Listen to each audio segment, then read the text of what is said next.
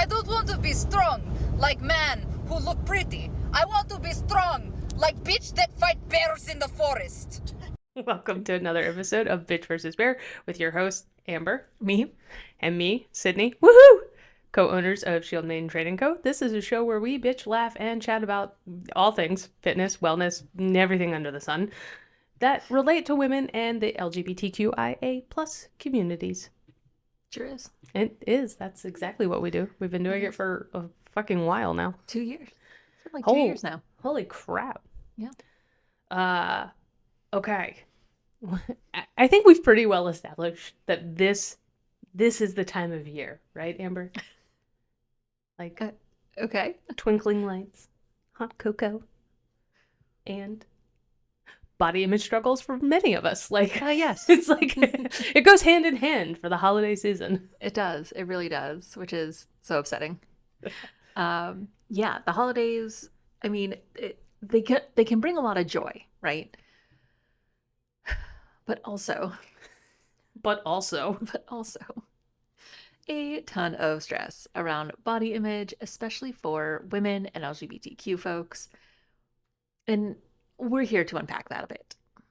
We will likely have some laughs. Us laugh? Never. There may be some tangents. Probably some rage against the patriarchy. Probably. Preach. And maybe some help to help. Yeah, maybe some help to help you feel a little brighter this season. We like that. You deserve that. Yeah. Everybody deserves that. Yeah. Especially this year. Especially this year. Because winter is coming. That's an episode I should write. Winter is coming. Winter is coming. You know nothing, Jon Snow. The night is dark and full of terrors. Sure the fuck is. I should rewatch that. Feels applicable. Yeah. I saw a meme. I don't know if you sent it to me or if I just saw it. I think I just saw it. That was it was essentially, I now understand why Dany burnt down King's Landing. Ding. Yeah. I'm like, yeah, Yeah. I get it. I get it. Understood. She understood the assignment. She was a queen ahead of her time. Yeah, exactly. All right. The holiday season is often a time for joy, celebration, and connection. But it also comes with unique challenges, from comments about our appearance to pressures to indulge, but not too much. This time of year can be a minefield for anyone who has struggled or is struggling with body image. Yeah.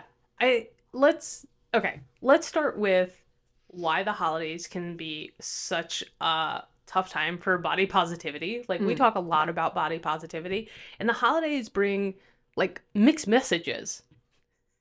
On one hand, it's like, here, indulge, enjoy in all of your favorite things. Like, here's some turkey, here's cookies, here's eggnog, here's pie, here's cake, like yes. all of that. And then on the other hand, there's just like this constant undercurrent and hum of judgment. Yeah. Don't gain holiday weight. Like, I gotta keep, you gotta wear your little red dress to the office party. Like, that. You'll have to Okay. You'll have to work that off come January. Like, as you're like eating a cookie, you have that one aunt who like walks by and is like, fatty. You know, you're like, sorry, I stole that from Mateo Lane. I think it's hilarious. But like, it's such a unique thing. But like, it does happen. You're just like being drive-by like body shamed. It's like, fucking hell. Well, like, what's that like boomer? A minute on the lips, a lifetime on the hips or something. Yeah, a minute on the lips, a lifetime on the hips. Oh, fuck that shit. Yeah, exactly. I'm eeting the cookie. Yeah, I deserve it. I can just see you with like a gingerbread man and you just snap his head off. Adding you to my little chain of voodoo dolls. Chain of gingerbread voodoo dolls. I am going to find you that for your birthday. Oh my God. So you can hang it up next year. I would love that. So I have a new plan for Amber's birthday this year because last year what happens is your birthday comes right post-holiday. You know that, obviously. But it's hard because some of the, like, you know, I'm trying to be more mindful about consumerism and things, and so Yeah. like buying like small business and like really supporting that kind of network. But a lot of those like Etsy shops and things like that, they close right after the holiday because they've had to do this big push. Right.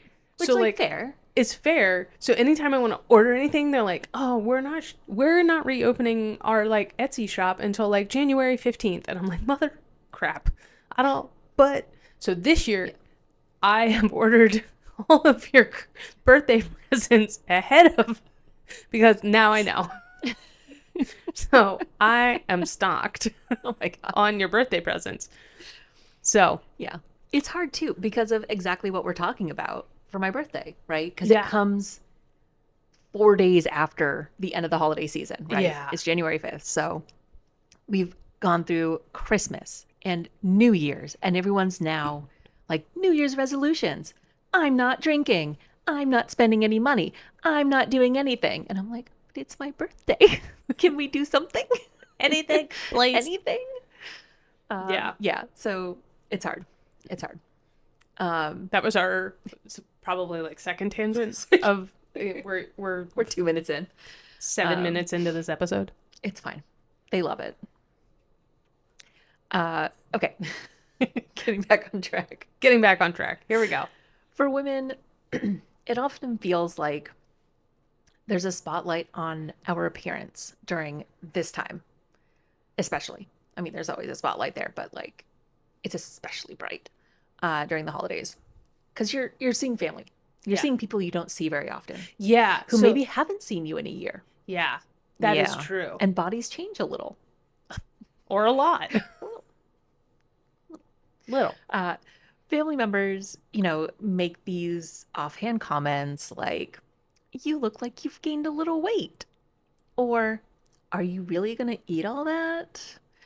And it's not just the comments, right? Like, it's the culture. The holidays are one of the peak times for diet culture to rear its ugly little head. Think of all the holiday detox plans, right? Or guilt-free recipes that we see in magazines, online, on social media, that are like, that make you feel guilty, that Yeah. imply that you're supposed to feel guilty for whatever it is you're doing over the holidays.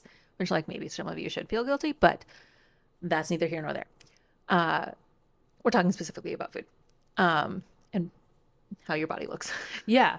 And Shelby always for years has been angry anytime she sees a recipe where somebody's like, well, just swap out, like, you don't need to use butter. You don't need to use sugar. Like, swap out What? all these things. We're going to make it healthy. And Shelby's like, no, just make the fucking cake.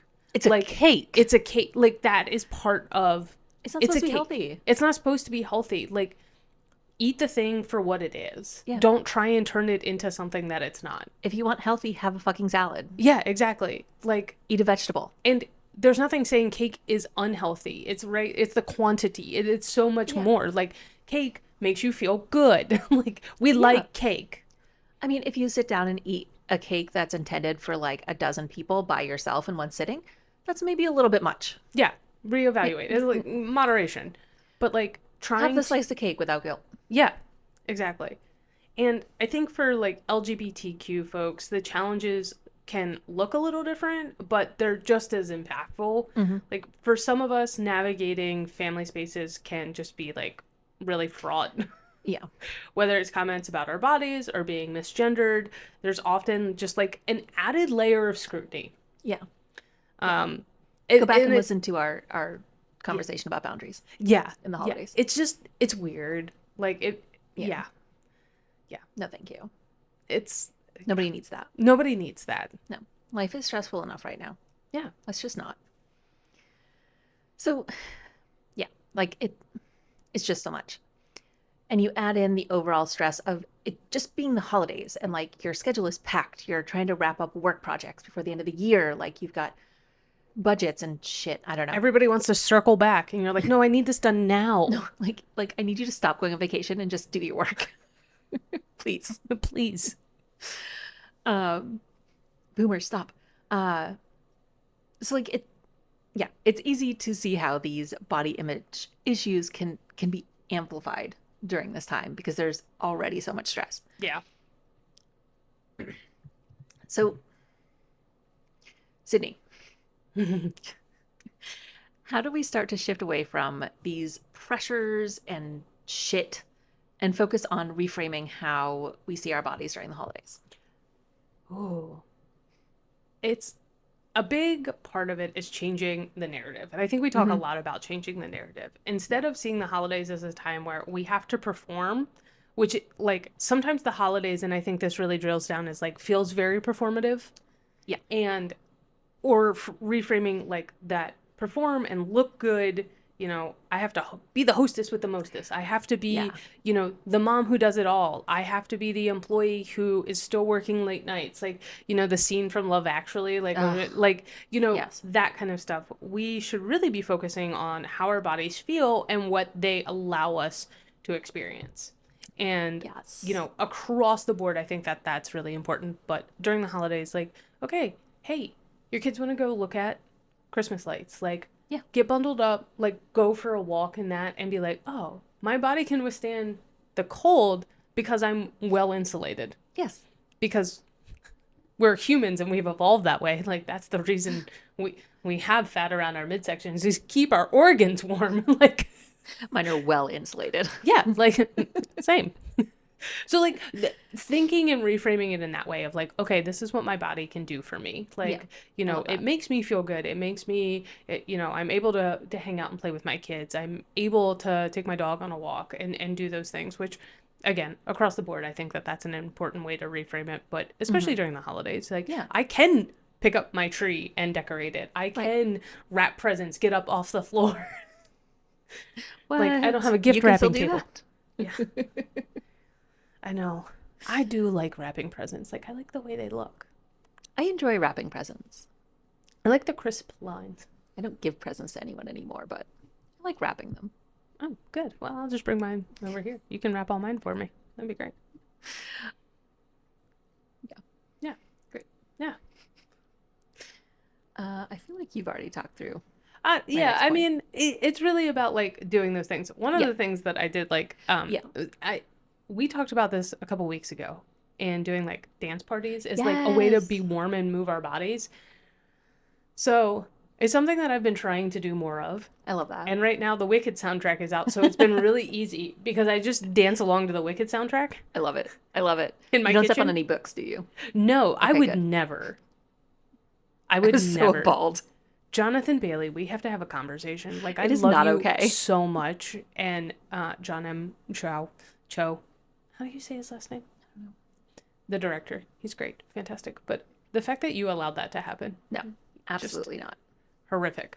It's not okay. Yeah. Sets a bad example. Yeah. So really, like the basis of this is our bodies are supposed to be used for connection and joy, and not objects for judgment. Like Yes. whether you're judging yourself, whether you're judging other people, like don't do that. No. Go play. Yes. Like- Use them for joy. Use them for joy. Yeah. Yes. Okay. A second step to that, because I've monopolized this, so I apologize, is Okay.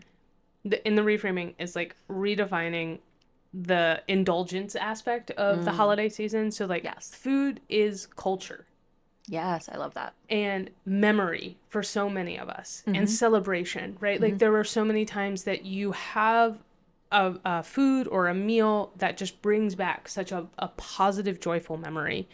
And it's okay to enjoy those things and to have your grandma's famous pie or your best friend's cookies without attaching guilt to it. Yeah. To like feel those feelings of joy and celebration and be happy that like this cake reminds you of such a happy time. Yeah. And so I think that that's really important because so many of us are like, oh, I shouldn't be eating this much mac and cheese. Well, guess what? It's grandma's recipe, you know, like it came over from the old country, whatever, and it's awesome.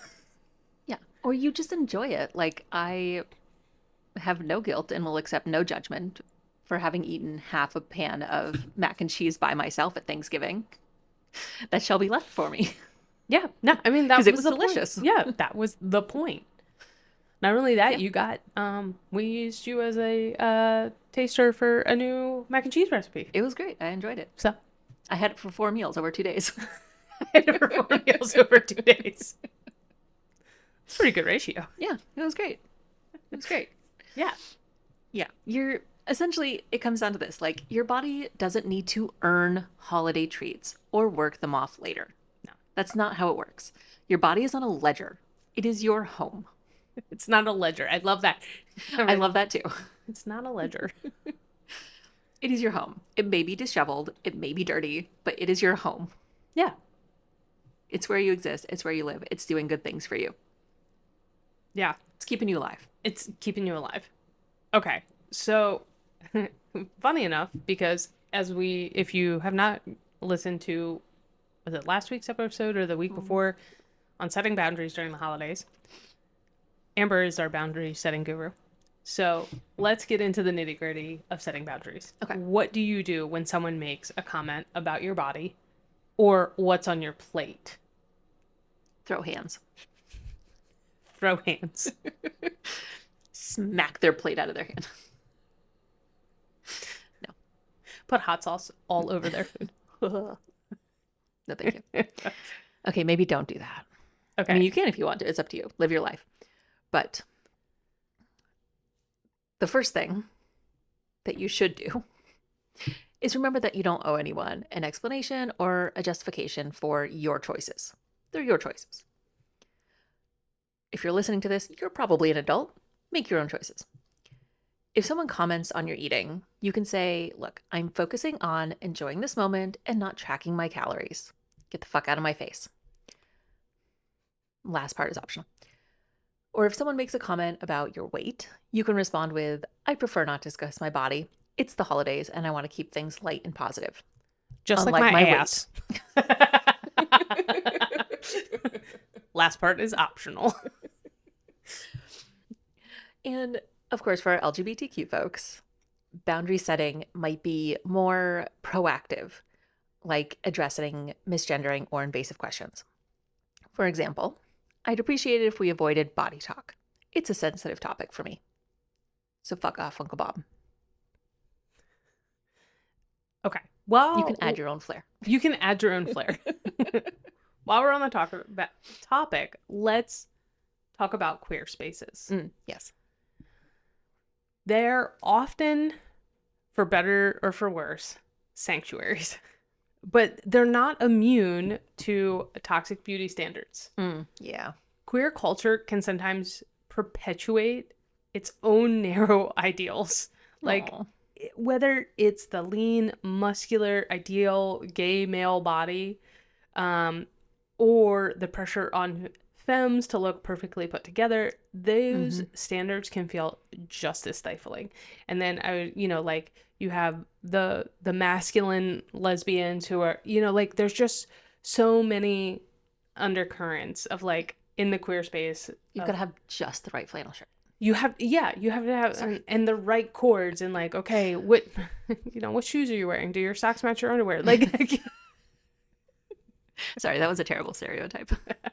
I only own one. I feel comfortable flannel shirt. saying that because You own more flannel shirts than I do.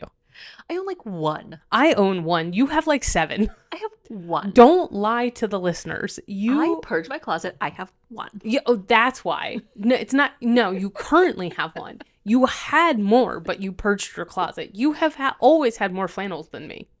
They're so comfy. They're functional. I get it.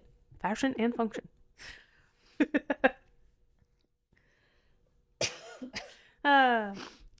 Okay. I'm really back in here. Out of flannels. So body positivity means challenging those norms, right? Even within our own communities. It's about making space for all bodies, fat bodies, disabled bodies, trans bodies, any other body that doesn't fit into those traditional molds. Or even the ones that do, because those people might feel insecure too. Yeah. And that celebration starts with us.